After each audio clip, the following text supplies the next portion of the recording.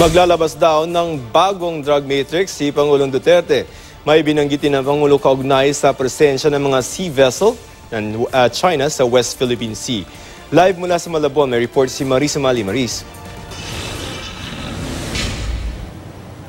Joseph, sa pagharap nga ni Pangulong Rodrigo Duterte sa mga taga-Malabon para ikampanya ang kanyang mga kandidato, muling pinuntirya ni Pangulong Duterte ang mga drug personalities at pati na rin mga drug traffickers na patuloy daw na sumisira sa ating bayan.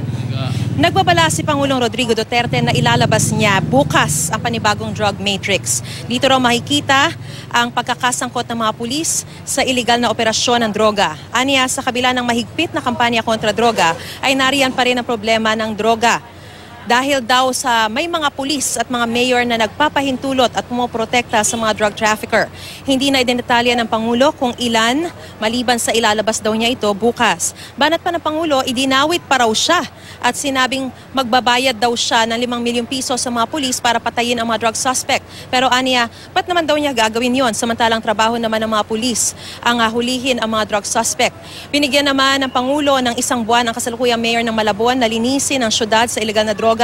Kung hindi raw niya magagawa ito, ay ipaaresto raw niya ang alkalde at ipatatapon sa Manila Bay.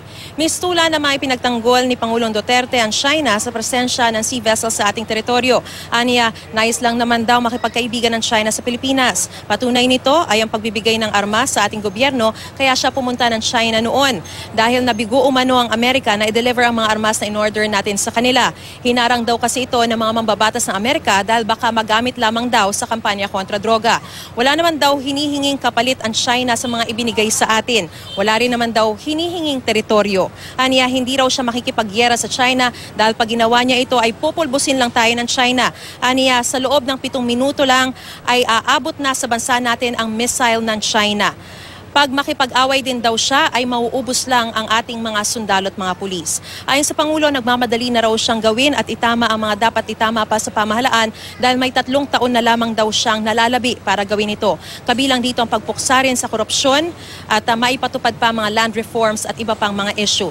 Sa simula naman ng kanyang talumpati, nagbiro pa ang Pangulo tungkol sa bulletproof glass sa harap ng kanyang podium. Aniya, naalangan at sumasakit daw ang ulo niya rito dahil para siyang nasa picture frame. Pero wala raw siyang magawa dahil security arrangement daw itong pinatutupad ng Presidential Security Group. Sa isang punto, inusisa pa ng Pangulo ang bulletproof glass at sinukat kung gaano ito kakapal. Pero aniya, pag oras naman niya, ay oras na talaga niya.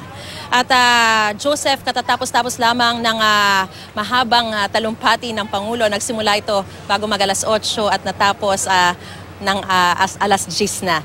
So yan muna ang pinakasariwang balita mula rito sa Malabon. Balik sa iyo, Joseph. Alright, maraming salamat, Maris Sumali.